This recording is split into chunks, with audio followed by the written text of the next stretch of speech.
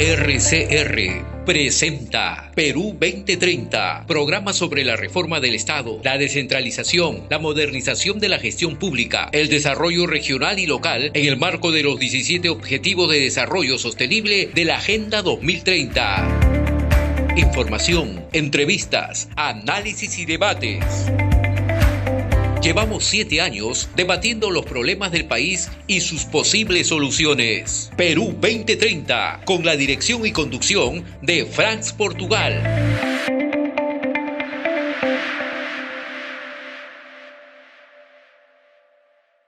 El día de hoy tenemos como invitado desde el Cusco a Jesús Manya Salas, director de la revista Amaro. Con él vamos a conversar sobre las propuestas que tiene para la agenda regional del Cusco. Buenos días, Jesús Manya, gracias por estar en Perú 2030 por RCR Televisión.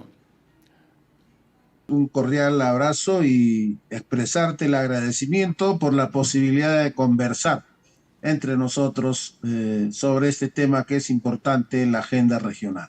Vamos viendo, Jesús, en primer lugar, cuáles son las principales potencialidades del Cusco que permitan permitir su estrategia de desarrollo, qué ventajas comparativas o competitivas tiene el Cusco para que pueda desarrollarse. Franz, bueno, el contexto es que el proceso de descentralización y regionalización es una disputa permanente. No nos han regalado la descentralización y la regionalización. ¿Por qué entro por este lado, Franz? Porque hay algunas opiniones pesimistas, muy derrotistas, que consideran que la regionalización en estos apenas 20 es un serio malestar. Muy bien, Jesús. Muy interesante eso de los corredores que has planteado como para interpretar el potencial que tiene Cusco. Pero veo también en lo que tú has mencionado el sector agrario, o agropecuario, mejor dicho, que has señalado que es muy importante. Como tú bien lo dices, pues la mayor cantidad de población económicamente activa del Cusco está dedicado al sector agropecuario, más del 46%, lo cual es un indicador muy importante. Vemos también que en el tema de los productos más dinámicos que tiene Cusco, como tú lo has mencionado, la quinoa, y veo que también en segundo lugar está el rocoto, y luego viene la palta, ¿no? Luego el fricol y el achiote. Hace poco hubo un evento en Miami para hacer el tamal más grande del mundo, un récord Guinness que se propusieron, eso fue la semana pasada, y ahí escuchamos la información de que el maíz, el maíz grande que hay en... Maíz blanco. Claro, maíz que no hay en otra parte del mundo, es exclusivo del Cusco, todo se exporta. O sea, no hay para consumo nacional. Eso es cierto, interno. Jesús, que todo el maíz gigante del Cusco se va hacia el exterior y no queda nada para los peruanos. Bueno, eso siempre, desde los últimos años, siempre eso ha sido así. Curiosamente existe eso. Lo que tú dices es cierto. Mira, tenemos cerca de un sector en la población económicamente activa muy grande, el sector agrario. Sin embargo, las inversiones que se hacen desde el gobierno nacional y regional son escasos, ¿no?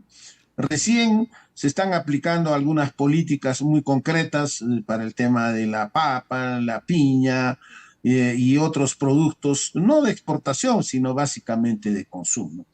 En los últimos 10 años, por ejemplo, recién ha ingresado la palta como un factor de exportación y de producción, pero eso ha sido producto de la iniciativa de los agricultores de Anta, de todo el corredor de Anta, Mollepata, etcétera, todos los distritos que hay de Anta, como quien se va a Apurímac, son valles un poco más cálidos que el Valle Sagrado, y entonces ha despuntado la palta. La palta se está exportando, también se consume internamente, ha mejorado el consumo de la palta en la región, pero eso es producto pues de la actividad, si se quiere decir, comunal, privada, individual de los productores. No ha habido una política nacional, por ejemplo, para introducir y trabajar la palta de manera grande como se está desarrollando en la actualidad. De la misma forma, se ha recuperado en el caso de los valles amazónicos el café orgánico, el cacao, que han ingresado al proceso de exportación, pero más como cafés, digamos, especializados, ¿no? El café orgánico, todo ello. Iniciativa, actividad económica de los propios productores. No hay pues una política del café nacional para estos lares. Ese es uno de los reproches también que hay en la parte amazónica en la convención. A pesar de que la provincia ha recibido ingentes cantidades producto del canon, las municipalidades se han dedicado a sembrar cemento y no han tenido políticas agrarias de productos amazónicos importantes, ¿no? Sin embargo, como hay un motor económico que ahora, producto del canon, genera servicios, genera ingresos, muchos de los productores han logrado que parte de sus recursos que recaudan por otro lado, los han destinado a mejorar los cafetales, a mejorar el cacao, a darle un valor agregado, porque ya se está exportando como chocolates, ¿no? Los cafés orgánicos, etcétera. Sí, Y eso es lo entonces que son más veo, iniciativas de los productores. Jesús, eso es lo que veo, porque cuando vemos la tabla de los principales productos de exportación del Cusco, y hablando del maíz blanco gigante, está en sexto lugar, después del Claro. café y del cacao, ¿no? Esto nos llama poderosamente la atención, lo cual obviamente ahí hay que meterle más tecnología y más inversión porque es un producto bandera del Cusco, porque el primer producto de exportación es el cobre, ¿no? Le sigue el molibdeno, el oro, y luego viene café, cacao, maíz blanco grande, gigante, palta, achiote y otros productos más. O sea, bien particular, digamos, este, los productos de exportación que tiene el Cusco. Pero ahora, Jesús, según tus evaluaciones que has hecho, ¿cuáles son los limitantes? ¿Qué está impidiendo que Cusco sea, como dice un alcalde, potencia mundial? ¿Qué es lo que está pasando? Bueno, lo que te dije, hay una mirada centralista también, pues no vayas a pensar que el centralismo solo es de la capital. También hay una visión centralista e incompleta de lo que es el territorio del Cusco. Muchas autoridades regionales y municipales creen que el Cusco solo es andino y que no tiene una proyección territorial de carácter amazónico. Por eso he partido de que tenemos que configurar la mirada del desarrollo territorial en el Cusco a partir de esos tres corredores que tienen relaciones históricas, pues de hace muchos años, no solo de ahora, que tiene relaciones económicas, viales.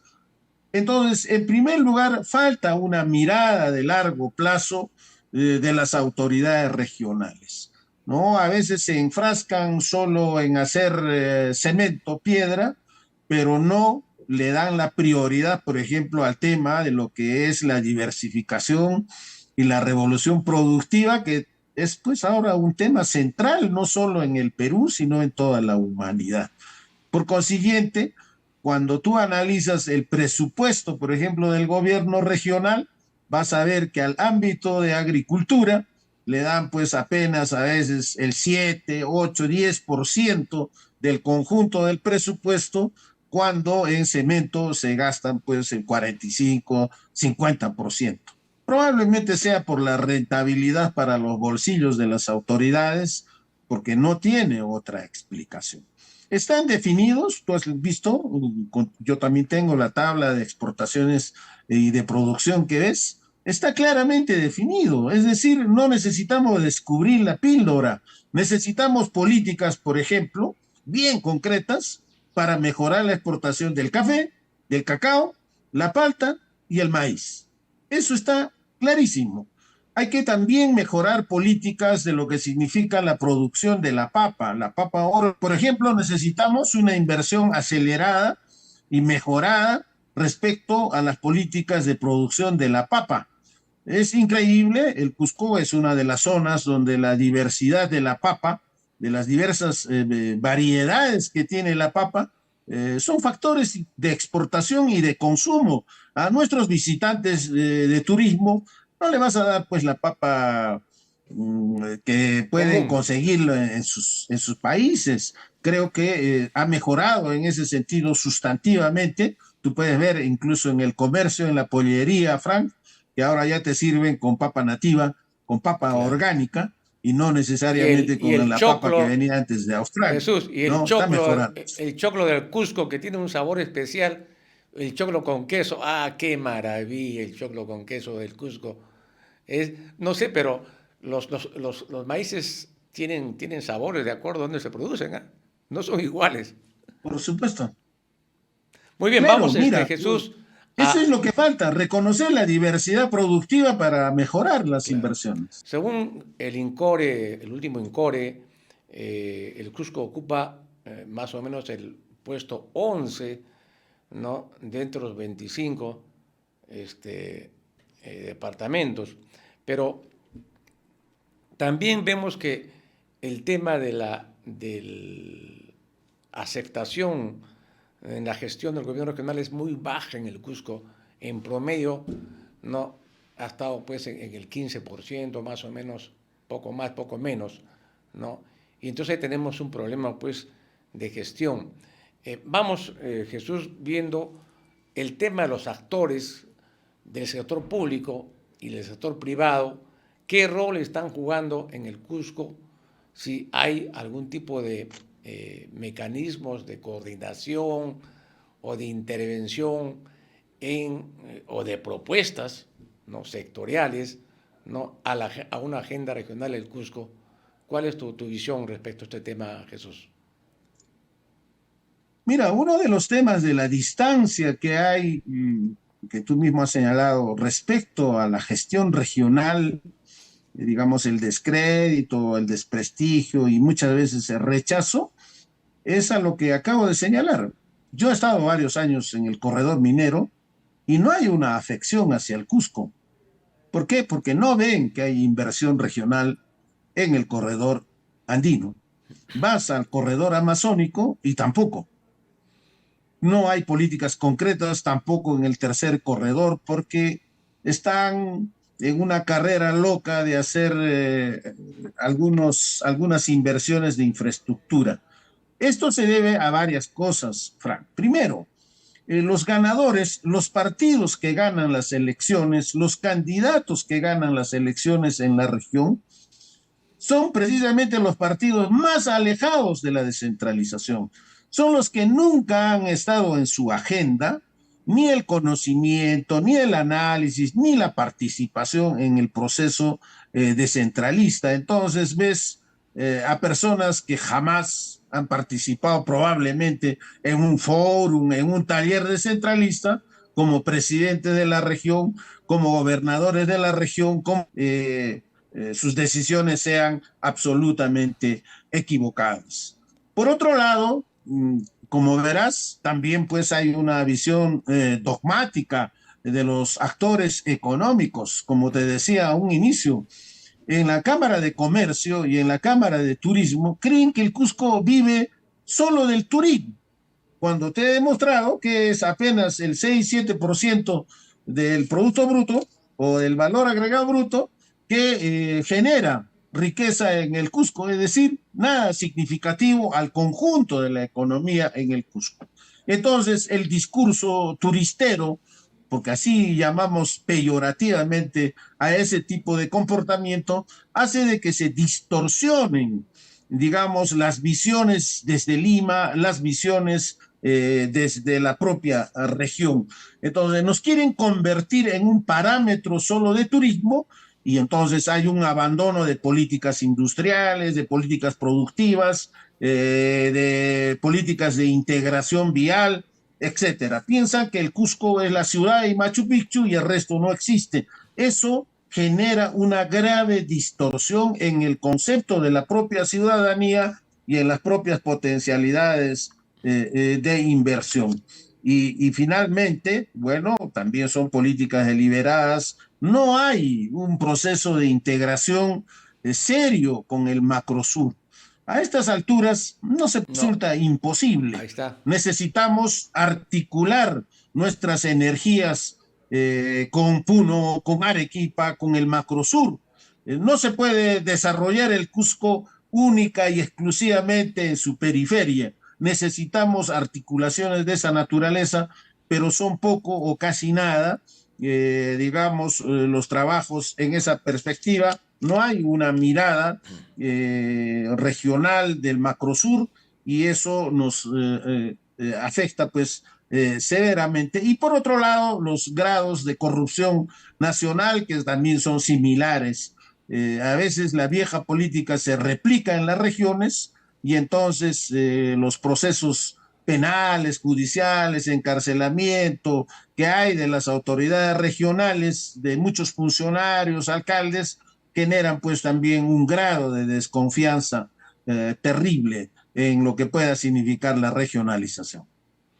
Ahora bien, ¿qué está pasando con el tema de las organizaciones gremiales? Uno de los limitantes, por ejemplo, que se señala respecto al Cusco es el problema de la baja asociatividad de los productores. ¿Qué pasa con las MIPES? Has dicho que la Cámara de Comercio no está jugando un rol importante. ¿Qué otro tipo de gremios de productores hay en el Cusco que podrían ser actores principales para que se pueda impulsar una agenda regional? Antes, Frank, antes de ir al actor social, me olvidaba un tema, la academia, la universidad. Nunca he visto en mi vida que la universidad esté tan desenchufada del desarrollo regional como ahora. Se supone que las universidades, no solo públicas, también las privadas, deberían tener pues en sus agendas el tema del desarrollo, la propuesta regional, porque ¿para qué tipo de mercado laboral están trabajando o están formando a sus profesionales? Pero hay una distancia terrible entre la universidad y la región, ¿no? Y para que veas cómo el factor profesional también camina un poco desenchufado. En cuanto a la representación social, ocurre lo que pasa en todo el país, hay una crisis de representación.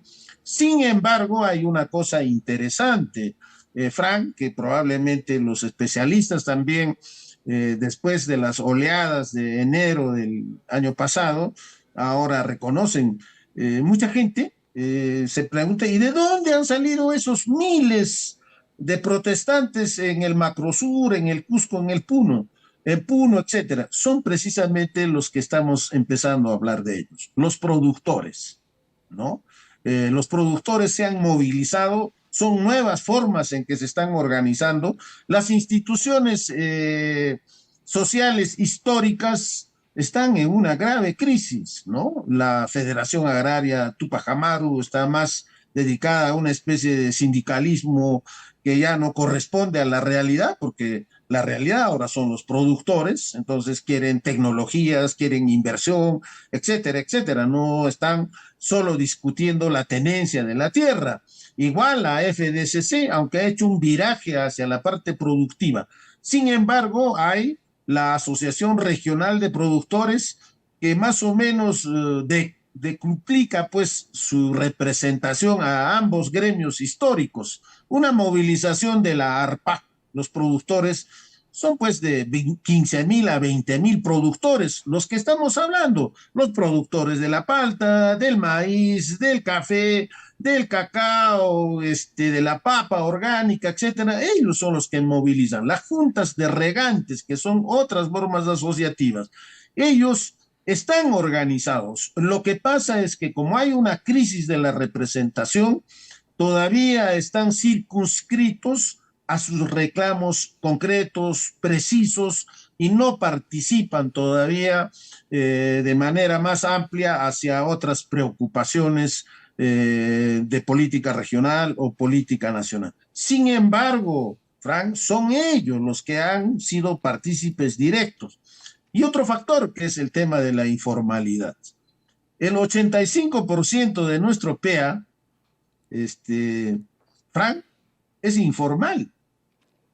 Esa es la realidad. Entonces, los informales no tienen formas organizativas y esos también están metidos en lo que es, por ejemplo, en la artesanía. Acá en el Cusco es muy fuerte la actividad artesanal. Estamos hablando solo en el corredor interandino, Urubamba, Cusco, Quispicán, Chicanchi, tenemos más o menos unos 30,000 artesanos, ¿no? Por otro lado, tenemos a productores informales, servicios informales, que no tienen pues capacidades de organización, entonces sus representaciones son limitadas. Y por otro lado, por ejemplo, otra cosa que no se quiere conversar y discutir en la política nacional es el lugar de lo que es la minería informal o lo que llaman desde Lima la minería ilegal. Esa es una cosa pues muy fuerte en el Cusco.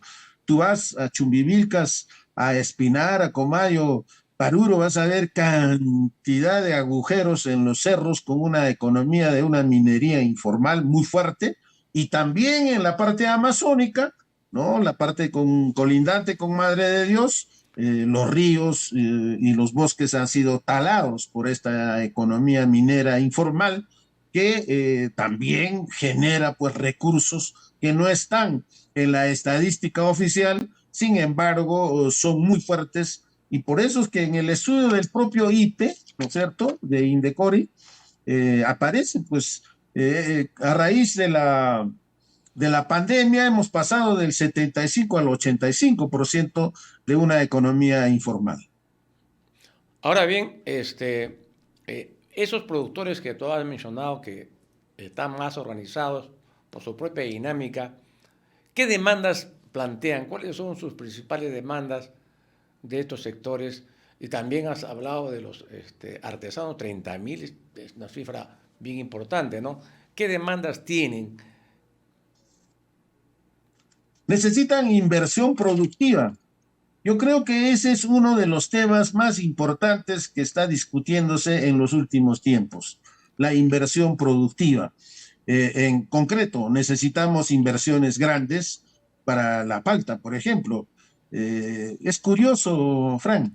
Se supone, teóricamente, la cuna de la palta debiera ser la convención, porque hay una palta de la convención que tiene muchos años, que producto de la falta del trabajo genético, de plantaciones, etcétera, se ha degenerado pues el producto, y que ha sido superado largamente por la palta que hay en Anta. Entonces, si ya tenemos una réplica de Anta, si hay una cosa tan potente, tan importante en Anta, ¿por qué esa política no se aplica en la convención? Para eso no se necesita ser sabio, no se necesita tomar medidas dramáticas, solo sentido común. Pero como te digo, si la Dirección de Agricultura, ahora Gerencia de Agricultura, no tiene recursos, no hace pues ningún tipo de cosas. Y entonces la región está compitiendo más en pequeñas inversiones con los procompites municipales. Mire, en La Palta debería diseñarse una política regional agresiva para trasladar la experiencia exitosa de ANTA a la convención. Está haciéndose, pero a cuentagotas por iniciativa de los pequeños productores. Igual, te vas a caer de sorpresa, por ejemplo, en la parte del corredor amazónico de Calca, donde está el café orgánico de altura, ¿no? Así le llaman los especialistas. ¿Saben de dónde vienen? Vienen de Sandia, de Puno, y se llevan todo el café. ¿Por qué? Porque tienen capacidad de exportación de ese café. Y entonces, curiosamente, muchas veces con varias asociaciones de productores del café orgánico de lo que es Yanatile, Dice, compañero, han ganado, con nuestro café ha ganado el concurso Sandia. Sandia hace 10 años que está ganando los concursos internacionales del café. No hay política de café orgánico desde la región. Para eso se necesita ser sabio, no, solo sentido común a lo que ya existe, porque ya hay un trabajo de café orgánico de exportación muy fuerte en Yanatile más que en la convención. El cacao también es otro de los productos importantes. ¿Qué está pasando con el cacao en el Cusco? Que no se le da pues la inversión. Necesitamos las tecnologías, hay que mejorar la tecnología, digamos, del café, del cacao, en concreto ya no solo del cacao, para pasar a chocolate, a otros dulces. Claro, En segundo tecnologías, lugar, Jesús, que ya necesitamos, existen hace mucho tiempo, ¿no? existen, pero necesitamos recursos más grandes. Mira, una piladora nomás de café cuesta $300,000. Deberían ser pues la región quien compre unos 4 o 5 piladoras para cada valle, ¿no es cierto? Ajá. ¿Qué tienen que hacer los caficultores de Yanatile? Llevar su cafecito así en grandes cantidades hasta Puno. Es increíble lo que pasa. Igual en el caso del cacao, lo que nos está faltando son políticas de exportación, ¿no? Hay ganadores en París, en los sectores, en Bélgica, que es la zona del chocolate de valor muy, muy rico, ganan concursos, pero son esfuerzos individuales de los pequeños productores. No hay una política del cacao. Por eso a veces es hasta contradictorio. Pues los cusqueños comemos galleta con chocolate, pero que lo hacen en Chile. Ya con eso te estoy explicando las cosas graves que ocurren y que no se toman en consideración. Consumimos cacao, ¿no? De otros países importados. Bueno, para terminar, Jesús, porque ya el tiempo nos ganó, vayamos a un último tema. ¿Qué está pasando con el tema ambiental en el Cusco? ¿Cuáles son los principales problemas ambientales que tiene Cusco? Bueno, en eso sí tenemos bastantes complicaciones. El corredor minero, básicamente, las políticas de afianzamiento para ver el tema ambiental no siempre funcionan a la velocidad que uno quisiera, porque los mecanismos legales desde el ministerio son muy lentos, ¿no? Y hay poca tendencia, pues también, tanto en la gran minería y peor en la pequeña minería, a asumir estos riesgos, ¿no? Ni siquiera hay eso. El tema en la selva, el tema de los bosques y de los ríos colindantes a Madre de Dios es dramático. Miles de hectáreas ya son desérticas en la actualidad. No hay fuerza, no hay energía. ¿Por qué? Porque parece que en el tema de las competencias regionales y nacionales casi no le pega pues a eso la región. Y como no le pega, como no lo responsabiliza, se hace pues de la vista gorda, esperando políticas nacionales. Y eso creo que es severo en lo que es el corredor minero y es severo en la parte amazónica donde se está sacando el oro de los ríos, ¿no? Eso básicamente en la parte ambiental y en el tema de la tala indiscriminada de los bosques, ¿no? Bosques, árboles que crecen en 200, 300 años no son repuestos ni siquiera cuando los talan indiscriminadamente. Entonces hay un abuso, una depredación terrible. Pero hay otro tema también que está ligado a eso que no hemos abordado, que es el tema del BRAE en el Cusco. El BRAE es casi una región autónoma en el Cusco Franc, y eso creo que necesita ser abordada también seriamente, porque entenderás que es una economía sumergida o una economía negra, un mercado de muchos recursos que afecta severamente al Cusco, ¿no? Al Cusco, Andahuaylas, básicamente, que son, digamos, las zonas de influencia del BRAE, y entonces no solo tenemos el tema ambiental, sino también tenemos el tema, digamos, del narcotráfico, que no son abordadas en la región, ¿no? Nunca he visto que en la región se quiera discutir eso. Todo se sopla a Lima y bueno, de Lima sueltan mucha plata, pero vemos que no se trabaja en ese terreno. Muy bien, gracias Jesús por tu participación en Perú 2030 con la agenda regional del Cusco. Ha sido muy interesante conocer al detalle cómo es que podemos construir una agenda regional, porque ahí están, como tú dices, ¿no? Hay muchas cosas que no se tienen que inventar, sino proponer y hacer.